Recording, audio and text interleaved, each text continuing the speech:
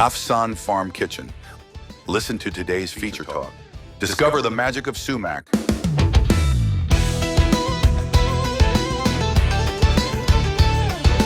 Join our anchors in the kitchen studio as they uncover one of the most vibrant treasures of Middle Eastern cuisine.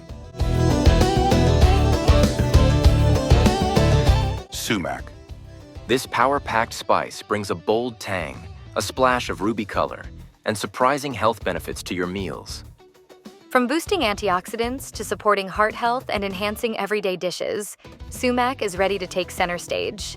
Our hosts will taste, explain, and show you how to use it like a pro. From salads and grilled meats to refreshing marinades.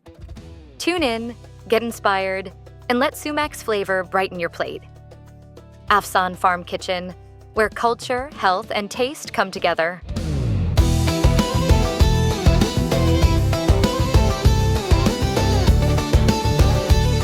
Welcome back to Afsan Farm Kitchen.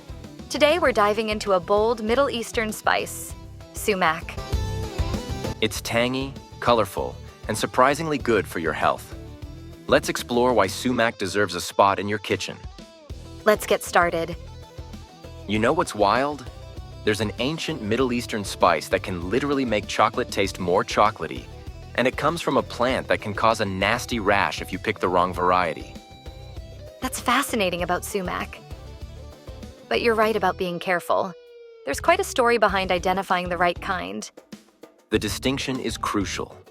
Edible sumac has these vibrant, deep red berries, while the poisonous variety has white berries and contains urushiol, the same toxin found in poison ivy. It's a perfect example of how nature can offer both medicine and poison from the same family. So what exactly happens when they process these berries into the spice we use? Well, it's quite an intricate process that's been refined over generations.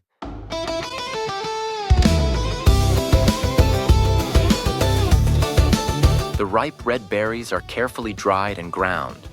But here's the key. They meticulously remove the bitter seeds.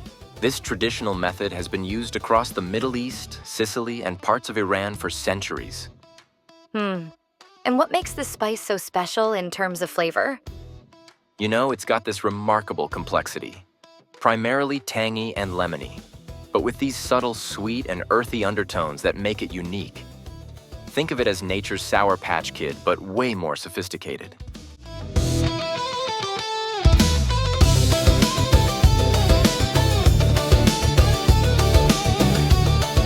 What's really interesting is how it can enhance other flavors, like that chocolate example I mentioned earlier. That's exactly what I found in my kitchen experiments. I recently added it to brownies, and the results were incredible.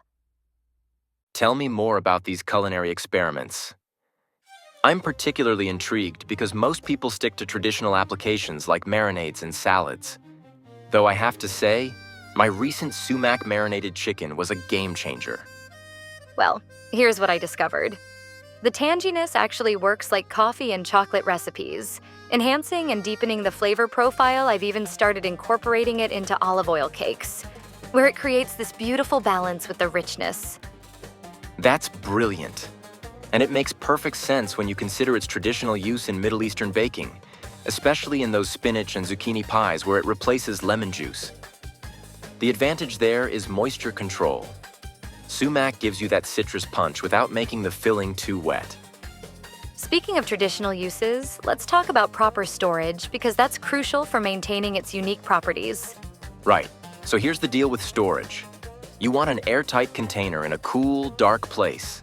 The ground spice stays fresh for several months, but if you can get your hands on whole dried berries, those last up to a year. And this is important, you need to source it carefully. That reminds me. There are some specific things to watch for when buying sumac, aren't there? Absolutely crucial point. Check those ingredients carefully. Some manufacturers try to enhance the color and flavor with artificial additives or citric acid. You want pure, unadulterated sumac. Middle Eastern markets typically have the highest quality options, though mainstream grocery stores are starting to catch up.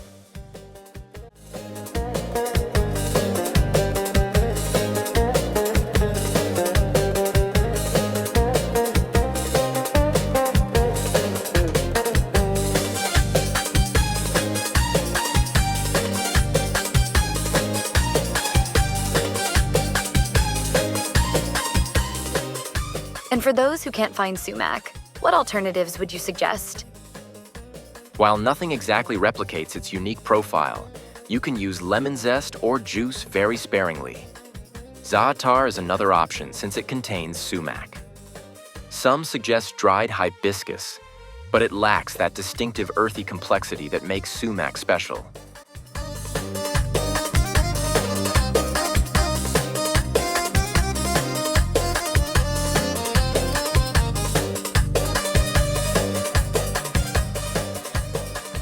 Let's talk about some creative applications that really showcase its versatility.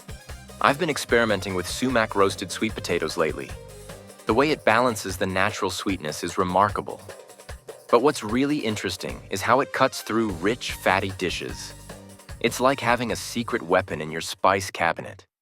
Even a simple sprinkle over hummus transforms it into something extraordinary. That's making me hungry.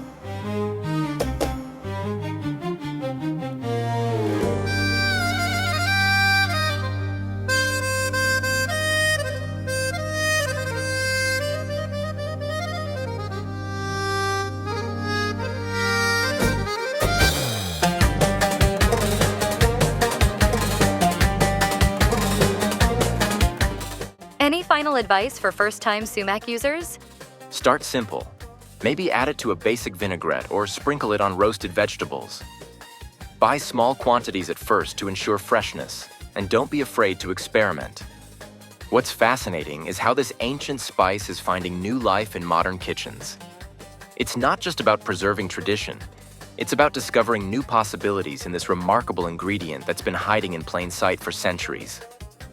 That's a wrap on today's Flavor Spotlight, the amazing sumac.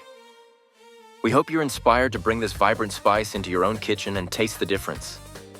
If you enjoyed this episode and learned something new, Hit like, subscribe, and ring the bell so you never miss our next delicious discovery.